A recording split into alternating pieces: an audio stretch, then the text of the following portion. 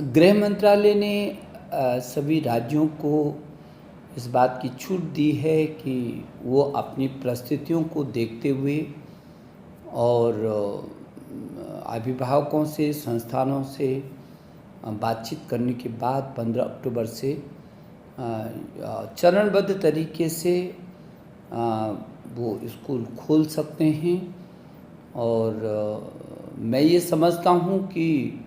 गृह मंत्रालय के इस निर्देश के बाद, इस फैसले के बाद शिक्षा मंत्रालय भारत सरकार ने बृहद गाइडलाइन तैयार की हैं, जिसमें सुरक्षा और दूरियों को पूरी तरीके से ध्यान में रखते हुए क्या क्या ज़रूरी है ताकि बच्चे की सुरक्षा, उसकी रक्षा और उसके बाद उसकी शिक्षा। और इसलिए सभी राज्यों के आदरणीय शिक्षा मंत्रियों से भी मैं अनुरोध करना चाहूँगा कि वो इसको व्यापक तरीके से थोड़ा सा अपने स्तर पर भी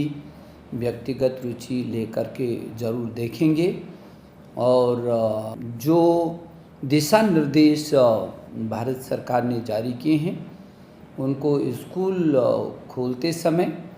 परिस्थितियों को देख करके और अभिभावक की सहमति से ये स्कूलों में सीटिंग अरेंजमेंट किस तरीके से होगा, कितनी दूरी पर होगा, किस तरीके से उस कक्षा का सफाई, और ताकि उसमें किसी भी प्रकार की कोई गुंजाइश न रहे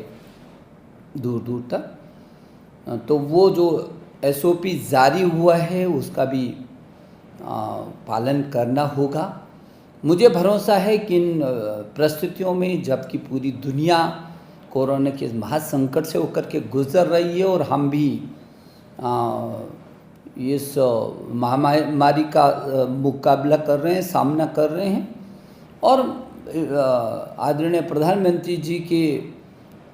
निर्देशन में और उनकी अगुवाई में जिस तरीके से हिंदुस्तान ने इसका मुकाबला किया है, वही उसी का परिणाम है कि हमने JEE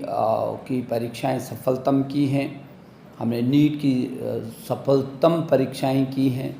हमने JEE एडवांस की सफलतम परीक्षाएं की हैं, बहुत सारी परीक्षाएं की हैं, जिसमें लाखों छात्र छात्राएं एक समय में ही बैठे हैं और उन्होंने उन अनुशासन का पालन किया है और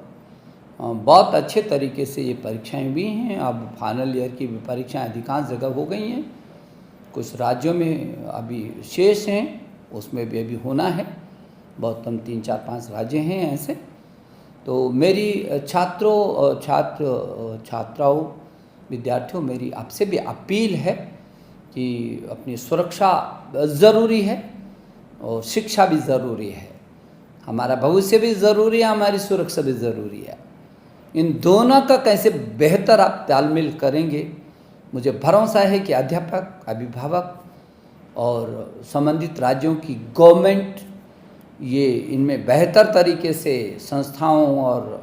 अभिभावकों, बच्चों और गवर्नमेंट के बीच बेहतर तालमेल होगा और परिस्थिति जैसी होंगी उन्हीं के अनुरूप चरणबद्ध तरीके से सुरक्षा की दृष्टि से शीर्ष प्राथमिकता स्वास्थ्य सुरक्षा, इसको देखते हुए हम अपने स्कूलों को देखेंगे। ऑनलाइन एजुकेशन जारी रहेगा और किसी बच्चे को ज़बरदस्ती स्कूल में न तो बुलाया जाएगा,